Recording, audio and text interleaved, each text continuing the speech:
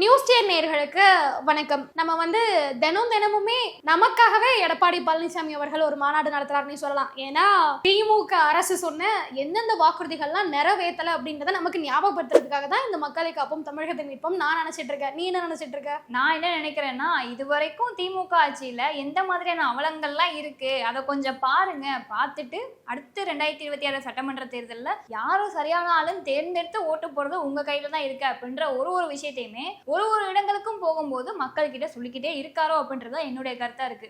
அந்த வகையில நேத்து போயிருந்தாருல, போனதுக்கு அப்புறமா மக்களா சேர்ந்து நிறைய விஷயங்களை பேசியிருந்தாரு. அந்த வகையில பார்த்தோம் அப்படின்னா நேத்து பரமக்குடி, மானாமதுரை, திருவாடானை இந்த 3 ஊருக்கு போயிருக்காங்க.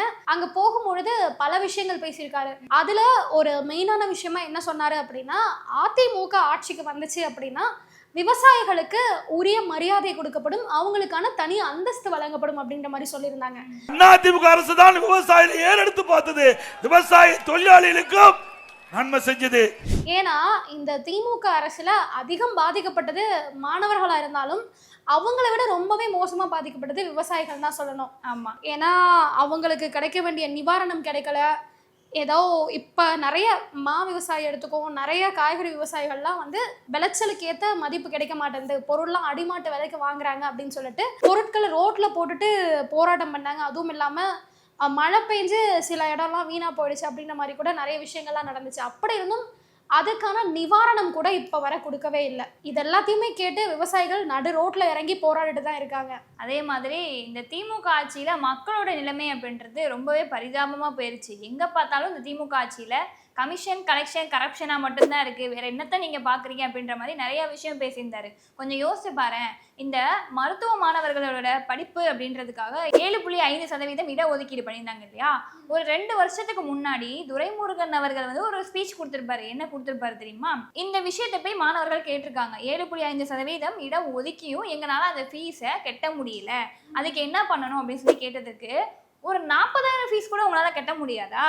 அப்புறம் எதுக்கு நீங்க படிக்க வரீங்க? படிக்க வராதீங்க, வீட்லயே உட்காருங்க, படிக்கலாம் கூடாது, எங்களால இவ்வளவுதான் பண்ண முடியும், இந்த திமுக வேற என்ன பண்ணும், உங்களுக்கு என்ன அந்த 40,000 ஃபீஸையும் கட்டி படிக்க வைப்பாங்க அப்படின்னு சொல்லிட்டு பிரஸ் மீட்ல அவ்வளோ திமுறா பேசியிருக்காரு. அதையுமே நம்ம எடப்பாடி பழனிசாமி அவர்கள் அங்க குறிப்பிட்டிருந்தாரு. ஆமா, இவங்களுடைய ஆட்சியில, அதுவும் எடப்பாடி பழனிசாமி அவர்கள் அந்த ஆட்சியில இருந்த அந்த காலகட்டத்துல மாணவர்களுக்கு பல விஷயங்கள் பண்ணாங்க. அரசு கல்லூரிகள் திறந்ததா இருக்கட்டும், மருத்துவ கல்லூரிகள் திறந்ததா இருக்கட்டும், படிக்கிற மாணவர்களுக்கு எந்த வகையிலலாம் உதவ முடியுமோ அந்த வகையெல்லாம் உதவிட்டு இருந்தாங்க. ஆனா நம்ம அப்பா ஆட்சிக்கு என்ன பண்ணாரு? லேப்டாப்பை கட் பண்ணாரு, சைக்கிளும் கொடுக்குறாரா என்னன்றது தெரியல. ஏன்னா அந்த அம்மா லேப்டாப்பை வச்சுதான் நிறைய பேர் நிறைய விஷயங்கள் கற்றுக்கிட்டாங்க. ஏன்னா கிராமப்புறங்கள் இருக்கவங்களுக்கு லேப்டாப் வாங்கக்கூடிய அளவுக்கு வசதி இருக்குமானா அது கஷ்டம்தான். அதை வச்சு நிறைய டெவலப்லாம் ஆகிட்டு இருந்துச்சு. கரெக்டாக எனக்கு தெரிஞ்சு ஸ்கூல் படிக்கும் போதே என் செட்டிக்கே லேப்டாப் கொடுக்கல. அதே மாதிரி இன்னொரு முக்கியமான விஷயத்தையும் பதிவு பண்ணியிருந்தாரு. இந்த ஆணவ கொலை அப்படின்றது நம்ம ஜாதியை எடுத்து மட்டும் கொலை பண்றது ஆணவ கொலை கிடையாது. இப்போ உதாரணத்துக்கு ஒரு 2 நாளைக்கு முன்னாடி காரை ஏற்றி கொண்டாங்க இல்லையா? ஒரு பட்டியலின மாணவரை காரை ஏற்றி கொன்னவர் யாரு அப்படின்னா, முன்னாள் திமுக பிரமுகரோட பேரன் சந்திரு அப்படின்ற ஒருத்தர் தான் காரை ஏற்றி கொண்டிருக்காரு. என்ன விஷயம் தெரியுமா? ஒரு பொண்ணை 2 பேர் காதலிச்சிருக்காங்களாம். அது எப்படி நீ காதலிக்க போச்சு? நான்லாம் காதலிக்கிறேன், நான் பெரிய ஆள் ஒன்றை விட, நீ எப்படி காதலிக்க போச்சு அப்படின்ற ஒரு காரணத்துக்காக கார் ஏற்றி கொலை பண்ணியிருக்காரு. நேத்து ஒரு வீடியோ கூட வைரல் ஆயிட்டு இருந்துச்சு, அதை கொஞ்சம் பாரேன்.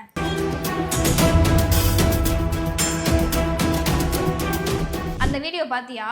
இப்போ சாமானிய மக்களா இருக்கக்கூடியவங்க ஏதோ தெரியாம ஏதோ ஒரு விஷயம் நடந்துச்சு அப்படின்னா அந்த காவல் அதிகாரிகள்லாம் என்ன பண்ணுவாங்க? இதுதான் சாக்கு அப்படின்ற பேர்ல பயங்கரமா அடிக்கிறதும், சேட்டை பண்றதும், எஃப்ஐஆர் உடனே பதிவு பண்றதும், இந்த மாதிரி வேலைலாம் பண்ணுவாங்களா? ஆமா, இப்ப சமீபத்துல கூட நடந்துச்சு. மடப்புறம் அஜித் குமார் அவன் தப்பே பண்ணியிருந்தா கூட இந்த மாதிரி ஒரு தண்டனை கொடுக்க வேண்டிய அதிகாரத்தை யாருமே காவல்துறை கொடுக்கல. அவனை அடிச்சா கேள்வி கேட்கறதுக்கு யாருமே இல்லை, நம்ம என்ன வேணா பண்ணலாம் அப்படின்ற அதிகார திமிரில் ஒருத்தனை அடிச்சே கொண்டிருக்காங்க. அதே மாதிரி தான் இப்போ நேற்று என்ன பண்ணியிருக்காங்க அப்படின்னா, இந்த சந்திரு அப்படின்ற பையன் ஒரு 10 பேரோட வெள்ளை சட்டை போட்ட அதிகாரிகள் ஒரு 10 பேரோட சென்டரில் நல்லா கெத்தா ஒரு பொலிரோ கார்ல இருந்து இறங்கி போலீஸ் ஸ்டேஷனுக்குள்ள போறான். அங்க என்ன வாக்குமூலம் கொடுத்துருக்கான் தெரியுமா? நான் காரை மிரட்டுறதுக்காக தான் ஆப்ரேட் பண்ணேன், ஆனா என்ன மீறி அது கண்ட்ரோலை இழந்து அவரை ஏற்றி செத்துட்டாரு அப்படின்னு சொல்லி வாக்குமூலம் கொடுத்துருக்கான். இது எப்படி மாறும் கொஞ்சம் யோசிச்சு பாரு. ஆக்சிடென்ட்னால இந்த மாதிரி ஆயிருக்கு அப்படின்னு சொல்லி எஃப்ஐஆர் பதிவு பண்ணி ஜாமீன் கொடுத்து வெளியே எடுத்துருவாங்க. அப்ப ஒரு அதிகாரம் கையில இருந்துச்சு அப்படின்னா அந்த அதிகாரத்தை வச்சு திமுக இருக்கக்கூடியவங்க எந்த மாதிரியான வேலைகள்லாம் ஈடுபடுறாங்க அப்படின்ற ஒரு விஷயத்தையும் நேற்று எடப்பாடி பழனிசாமி அவர்கள் சொல்லியிருப்பாரு. அந்த கட்சியில இருக்கக்கூடிய எம்எல்ஏக்கள் மினிஸ்டர்ஸே வந்து லஞ்சம் வாங்கினாங்க, ஊழல் பண்ணாங்க அப்படின்னு சொல்லிட்டு பல பேர் மேல பல குற்றச்சாட்டுகள்லாம் இருக்கு. அப்படி இருந்தும் அவங்கள அந்த திமுக இன்னும் கட்சியை விட்டு விலக்கல. சரியா?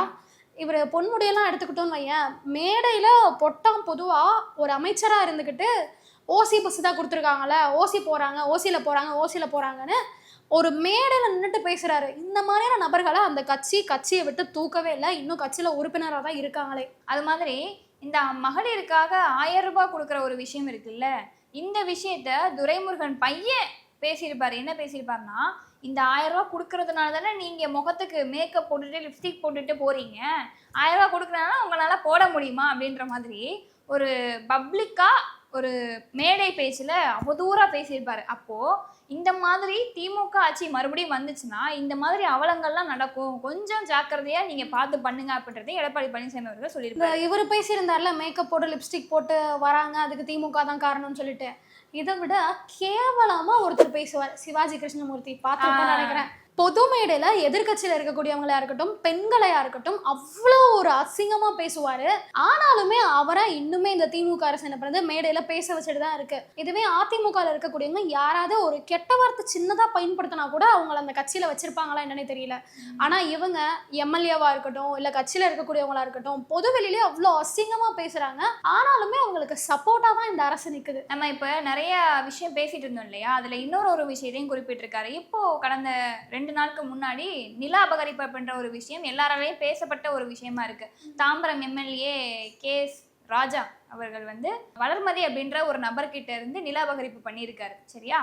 அந்த சம்பந்தமா என்னடா இது நில அபகரிப்பு பண்ணியிருக்காரு அப்படின்னு சொல்லிட்டு எல்லா விஷயத்தையும் எடுத்து பார்க்கும்போது திமுக இருக்கக்கூடிய பல அமைச்சர்கள், பல மினிஸ்டர்ஸ் வந்து இந்த மாதிரி நில அபகரிப்புல ஈடுபட்டவங்களா தான் இருக்காங்க. உதாரணத்துக்கு திருச்சியில வந்து KN நேரு இருக்காரு பத்தியா, அவர் வந்து ஸ்டாலின் அவர்கள் ஒரு விஷயம் சொல்லுவாரு, KN நேரு வந்து மனைவியை கொஞ்சினா கூட கோபமா தான் கொஞ்சுவாராம். அதனால அவர் கோவப்படுறாருன்னு மக்கள் நினைக்க வேணாம், அவர் கோவப்பட்டார்னா குணம் இருக்கும் அப்படின்ற மாதிரி அவருடைய கோபத்துக்கு ஒரு பாசிட்டிவான விஷயத்த மக்கள் கிட்ட திணிச்சிருப்பாரு. அந்த மாதிரி KN நேரு அவர்கள் என்ன பண்ணியிருக்காருன்னா, ஸ்ரீனிவாசன் அப்படின்ற ஒரு நபர்கிட்ட பல கோடி மதிப்பிலான லேண்டை குறைந்தபட்ச விலைக்கு அடிச்சு பேசி பத்திரப்பதிவு பண்ணியிருக்காரு. அதுவும் எதற்காக? அறிவாலயம் கட்டுறதுக்காக. எது கலைஞர் அறிவாலயம் கட்டுறதுக்கா? இவங்கெல்லாம் திருத்தவே முடியாதுடி. அதுவும் குறைந்த விலையாவது கொடுத்தாங்கன்னு சொல்றியா, அதை வச்சு சந்தோஷப்பட்டுக்க வேண்டியதான்.